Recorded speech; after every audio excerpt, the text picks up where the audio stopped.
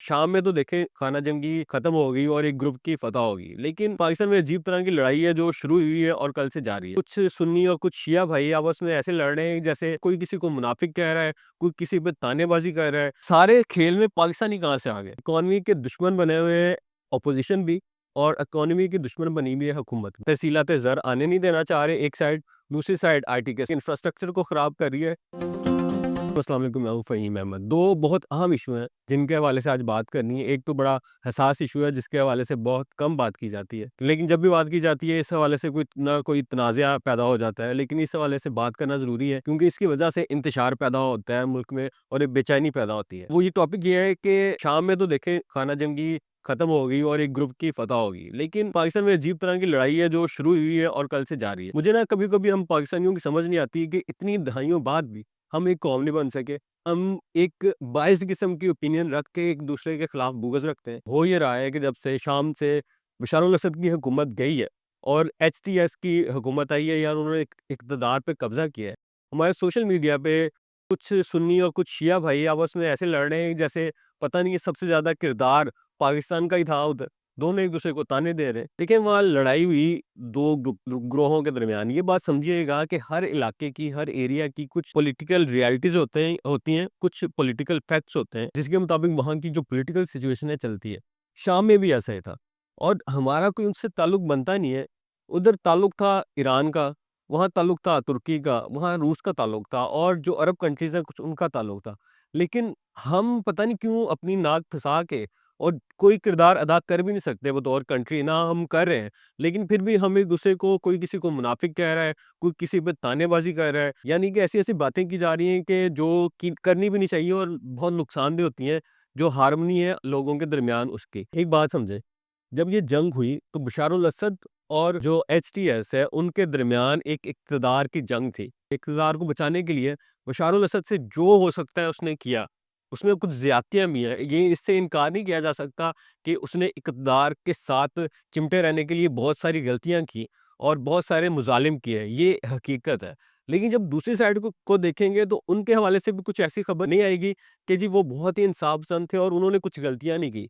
दोनों ने गलतियाँ की, दोनों की पॉलिटिकल मफादात थे और दोनों ने पॉलिटिकल मफादात के लिए एक लड़ाई लड़ी। उस लड़ाई में जो मोहम्मद जोलानी है, एचटीएस है, वो कामयाब हो गई। बशर अल-असद इतने सालों बाद हार गए और इसमें जो इंटरनेशनल पावर्स हैं, ईरान को इसमें एक धचका लगा, तुर्की को इस ये अच्छा बेहतर लगा, रशिया को एक धचका लगा। लेकिन इस सारे खेल में पाकिस्तानी कहाँ से आ गए? हाँ, अगर एक ओवरऑल सिनेरियो देखें तो एक बात बहुत अहम है कि आपको देखना होगा कि ज़ुल्म के खिलाफ कौन लड़ रहा है और हकीकत ये है, ये किसी को अच्छा लगे या बुरा लगे, इस वक़्त जो इसराइल से लड़ रहा है, वो सिर्फ़ ईरान है, ठीक है? अरब की बहुत सारी कंट्रीज़ हैं, ताकतवर हैं, पैसे वाली हैं, लेकिन वो किसी न किसी मसलियत की वजह से खामोश हैं। तो जहाँ किसी का ड्यू क्रेडिट बनता है, वो देना चाहिए। ईरान को क्रेडिट देना बनता है, किसी भी वजह से आप कह लें, वो पॉलिटिकल पावर्स की वजह से या किसी भी वजह से वो इसराइल से लड़ रहा है जो कि ज़ुल्म कर रहा है फ़लस्तीनियों पे। तो इस हद तक तो आप उसे क्रेडिट दें। हाँ, दूसरी तरफ अगर कल को एचटीएस फ़लस्तीनियों के हक के लिए लड़ती है, तो आप उसको भी क्रेडिट दें।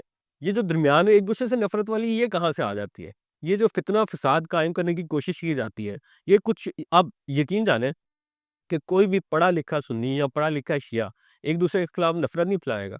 सबको पता है, जिसको हिस्ट्री जिसने थोड़ी-सी भी पढ़ी है ना, उसको अंदाज़ा है कि बशर अल-असद की और जो दूसरी साइड है, उसकी लड़ाई क्यों जा रही थी और क्यों ये सारा सूरत-ए-हाल पैदा हुई। सारी रियलिटीज़ को सामने रख के ये ज़रूर सोच लिया करें कि आपके जो एक कमेंट है, जो आपकी पोस्ट है या जो आपकी राय है, जो हो सकता है कि कम इल्मी पे मुश्तमिल हो, आपने इतना ज़्यादा पढ़ा ना हो, पॉलिटिकल रियलिटीज़ आपको ना पता हो, उस इलाके की रियलिटीज़ आपको ना पता हो, उसकी बुनियाद पे जब आप कोई राय देते हैं और उस राय को रीट्वीट किया जाता है, शेयर किया जाता है और लोगों में फैलाया जाता है, तो उसमें सिर्फ़ नफ़रत फैलती है। तो जो बाहर की लड़ाई है, वहाँ रहने दें। पाकिस्तान वो मुल्क है जिसमें कोई बाइस नहीं है कि हम किसी एक फ़िरके की नुमाइंदगी कर रहे हैं और एक फ़िरके के साथ जंग लड़ रहे हैं। देखिए, हमारे कोई तनाज़ात ऐसे नहीं है कि किसी अरब कंट्री के साथ तनाज़ा हो बहुत ज़्यादा, ना ऐसा कोई तनाज़ा है कि हमारा किसी शिया कंट्री के साथ तनाज़ा हो। जब हमारी मुल्क की रियासत की पॉलिसी है, तो लोगों में भी ये इस तरह के नज़रियात को कायम रहना चाहिए ताकि ये जो अमन है, हमारा इत्तेहाद है, ये कायम रहे। एक दूसरा जो टॉपिक है वो भी बड़ा अहम है। मुझे पता है इसको भी लोग पसंद नहीं करेंगे क्योंकि इस वक़्त ऑपोज़िशन और हुकूमत दोनों के हवाले से मैंने बात करनी है। देखिए, पाकिस्तान के लिए सबसे इम्पोर्टेंट है इकॉनमी। एक ना एक तरह से इकॉनमी के दुश्मन बने हुए हैं ऑपोज़िशन भी اور اکانومی کی دشمن بنی ہوئی ہے حکومت بھی. وہ کیسے، وہ میں آپ کو سمجھاتا ہوں. اس وقت PTI کہہ رہی ہے کہ جی ہم سول نافرمانی کی کال دیں گے، اور اس میں جو پہلا سٹیپ ہوگا کہ ہم کہیں گے جی بیرون ملک جو پاکستانی ہے وہ پیسے نہ بھیجیں. آپ کو یہ اندازہ ہونا چاہیے کہ پاکستان کی اکانومی اس وقت اتنے برے حال میں ہے کہ اس کو کوئی بھی دھچکا لگا تو وہ برداشت نہیں کر پائے گی. تو یہ جو آپ یہ کال دینے جا رہے ہیں، جس میں آپ یہ کہہ رہے ہیں کہ بیرون ملک سے لوگ پاکستان پیسے نہ بھیجیں، تو اس کا نقصان کس کو ہوگا؟ نون لیگ کو ہوگا، پیپلز پارٹی کو ہوگا، یہ ریاست کو نقصان ہوگا. اور اگر یہ اب جنگ جیت بھی جاتے ہیں اور اکانومی اس بری حالت میں چلی جاتی ہے، تو پھر عمران خان صاحب وزیر اعظم بن بھی جائیں گے تو کیا حاصل کر لیا جائے گا جب پاکستان میں کچھ کرنے کے لیے رہے گا ہی نہیں؟ تقریباً 15 ارب ڈالرز ابھی تک جو میں نے فگر پڑھا ہے اس کے قریب بھیجے گئے ہیں بیرون ملک سے پاکستان. تو اگر 15 ارب ڈالرز کے قریب نہ پاکستان میں آئے تو اس کا جو ڈائریکٹ امپیکٹ ہے وہ پاکستان کی معیشت پہ اتنا خطرناک ہوگا کہ آپ کی سوچ سے بھی زیادہ ہے. پھر اگر آپ عمران خان صاحب کو وزیر اعظم بنا بھی دیں گے نا تو اس کا کوئی فائدہ نہیں ہوگا، کیونکہ اس وقت ان کے پاس سنبھالنے کے لیے کچھ نہیں ہوگا. معیشت اس قدر خراب ہو جائے گی. ایک تو یہ رویہ ہے جو PTI کی جانب سے آیا. دوسرا رویہ ہے نون لیگ کی جانب سے. جیسے بیرون ملک موجود پاکستان میں ترسیلات زر بھیجتے ہیں، پیسے بھیجتے ہیں، تو وہ پاکستان کی اکانومی کی ایک بیک بون ہے. تو اسی طرح سے ایک اہم حصہ ہے فری لانسرز یا جو IT سیکٹر سے پاکستان کی ایکسپورٹس ہے. اسی والے سے جو ایک خبر تھی وہ جیو نیوز پہ پڑھی، جس میں لکھا تھا کہ تقریباً 70% کمی آئی ہے جو کاروبار ہے یا جو جابز ہیں، آن لائن جابز ہیں IT سے ریلیٹڈ، بیرون ملک سے جو پاکستانی فری لانسرز کام لیتے ہیں یا IT کمپنیز کام لیتی ہیں، اس کے اگینسٹ جو ارن کیا جاتا ہے اس میں 70% کمی آئی ہے. انہوں نے کوئی ریسرچ وغیرہ ریفرنس نہیں دیا، لیکن انہوں نے کوٹ کیا ہے IT سے منسلک لوگ ہیں ان کو. تو دیکھیں جو PTI ہے جیسے وہ حکومت کو گرانے کے لیے کسی بھی حد تک جانے کو تیار ہے، اسی طرح نون لیگ کو کیا ڈر ہے یا حکومت کو کیا ڈر ہے؟ حکومت کو یہ ڈر ہے PTI کے جو سپورٹرز ہیں وہ سوشل میڈیا پہ کنٹرول نہیں ہوتے، اور جب وہ کنٹرول نہیں ہوتے تو انہوں نے سوچا ہے کہ کیوں نہ ہم پورے انٹرنیٹ کو ہی سلو ڈاؤن کر دیں، کیوں نہ اس پہ فائر وال لگا دی جائے، ریسٹرکشنز لگا دی جائیں، انٹرنیٹ سلو کر دیا جائے. تو اس کی جو کاسٹ ہے، الٹیمیٹ کاسٹ کون بیئر کر رہا ہے؟ اس کی الٹیمیٹ کاسٹ بیئر کر رہی ہے پاکستان کی اکانومی. یعنی آپ ترسیلات زر آنے نہیں دینا چاہ رہے ایک سائڈ، دوسری سائڈ IT کے اسٹرکچر کو، IT کے انفراسٹرکچر کو خراب کر رہی ہے.